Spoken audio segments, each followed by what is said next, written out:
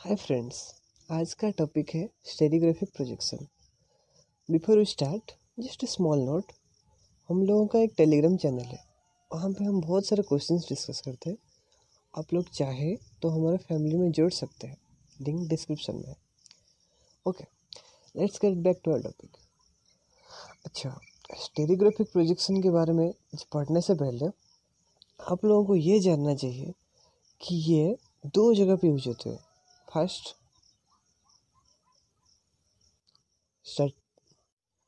एक क्रिस्टलोग्राफी में और दूसरा स्ट्रक्चरल में। क्रिस्टलोग्राफी में हम इसे यूज करके एक क्रिस्टल का फेस, उसका सिमेट्री एलिमेंट्स और बहुत कुछ निकाल सकते हैं। स्ट्रक्चरल में इसका यूज लाइंस और प्लेन्स को प्रोजेक्ट करने के लिए किया जाता है।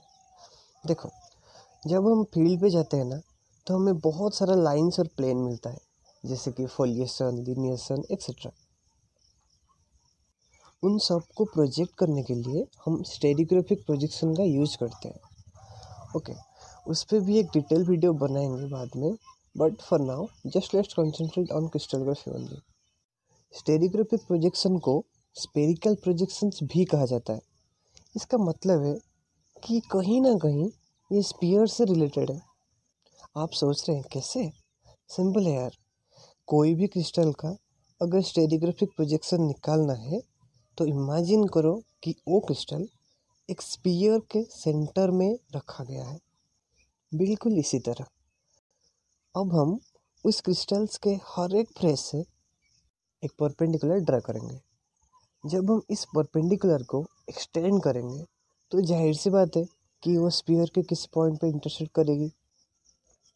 अब देखो, हम इस स्पीयर को बीच में से काट दें तो हमें दो हेमिस्फीयर मिलता है। एक नॉर्दर्न हेमिस्फीयर जो कि ऊपर है, और एक सदर्न हेमिस्फीयर जो कि नीचे है। ओके, अब जिस प्लेन से हम उस स्फीयर को काटे थे, वो जो सेंटर में जो प्लेन है ना, उसे हम कहते हैं प्लेन ऑफ प्रोजेक्शन। आप जितने भी स्टेरियोग्राफिक प्रोजेक्शन देखते हो ना, तो आप बस इसी प्लेन को देखते हो। ओके, अब सवाल ये है कि हम इसे करते कैसे।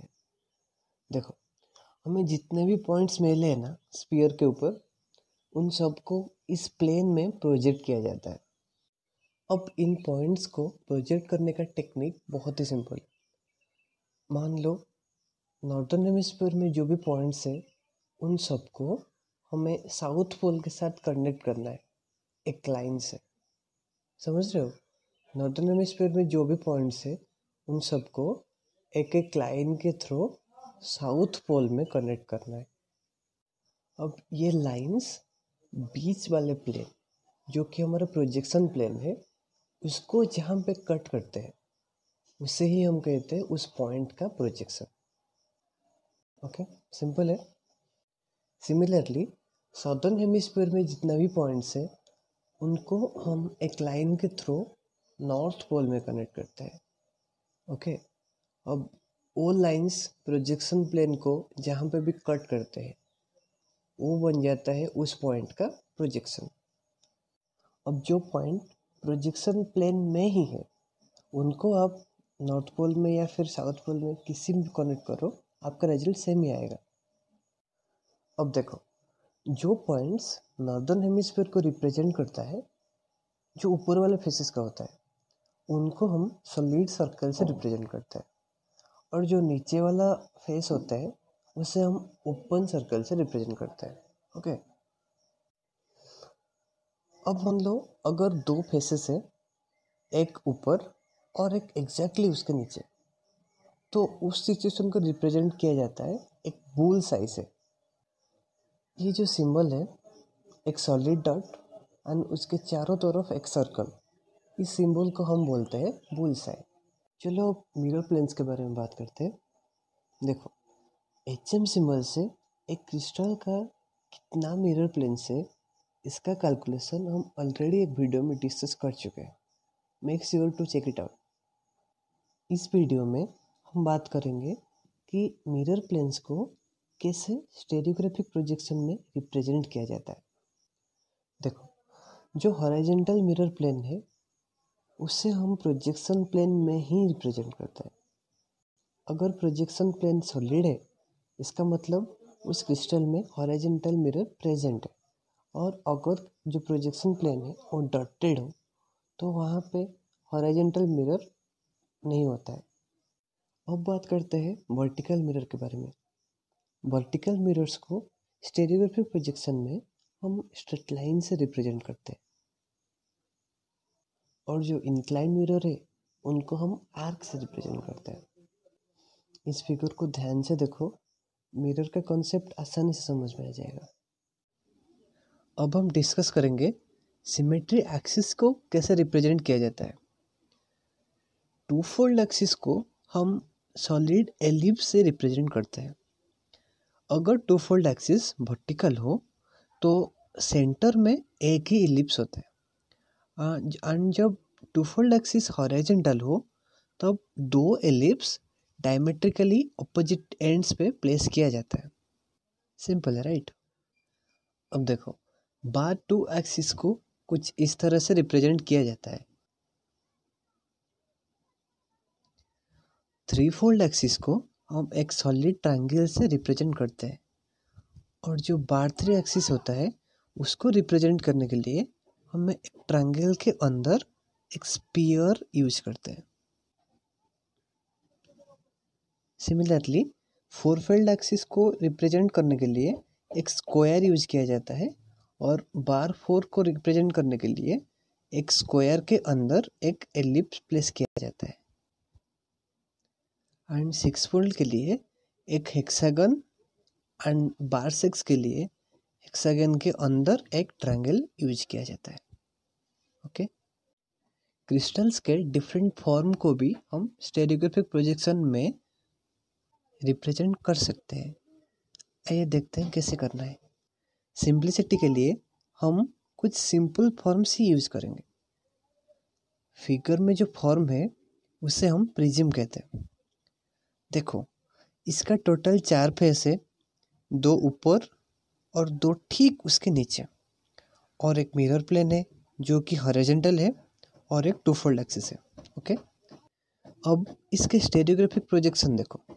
हॉरिजॉन्टल मिरर को रिप्रेजेंट करने के लिए उसका आउटलाइन सॉलिड है, बीच में एक एलिप्स टू फोल्ड एक्सिस को रिप्रेजेंट कर रहा है जो कि वर्टिकल है।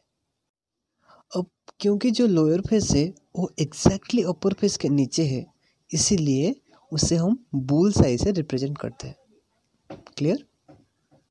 ओके, अब देखो, अगर कोई फेस का फेस पोल एग्जैक्टली प्रोजेक्शन प्लेन पे ही आ जाए तो स्टेरियोग्राफिक प्रोजेक्शन में हम उसे प्रोजेक्शन प्लेन के बिल्कुल पेरिफेरी में एक सॉलिड सर्कल से रिप्रेजेंट करते हैं।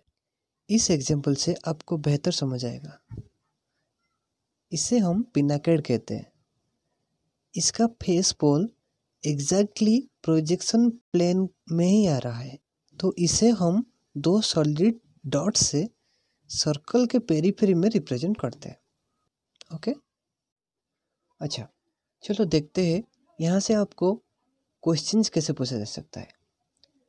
क्वेश्चंस कुछ इस तरह से हो सकते हैं कि which symmetry axis has to be operated more than 360 degree to get all its unique points in the stereographic projection. यानी कि ऐसा कौन सा सिमेट्री एक्सिस है जिसकी हर एक पॉइंट पाने के लिए हमें 360 डिग्री से ज़्यादा रोटेशन करना पड़े। Okay, and the answer is bar three axis. या फिर आपको 4 अलग अलग क्रिस्टलोग्राफिक एक्सिस दे देगा, पूछेगा कि find the odd one out, so इन दोनों का आंसर बार 3 ही होगा। ओके, अब देखते हैं सेकेंड पॉइंट। अच्छा, बार 1 इक्वल टू आई, इसमें कि आई होता है इन्वर्जन सेंटर। इसका मतलब बार 1 इन्वर्जन सेंटर के इक्विवेलेंट है। ऐसे ही बार 2 एक मिरर प्लेन के इक्विवेलेंट है। ओके, बार 6 एक्सिस भी 3/m के इक्विवेलेंट है, बट बार 4 एक्सिस 2/m के साथ इक्विवेलेंट नहीं है। ओके, जैसे कि आप फिगर में क्लियरली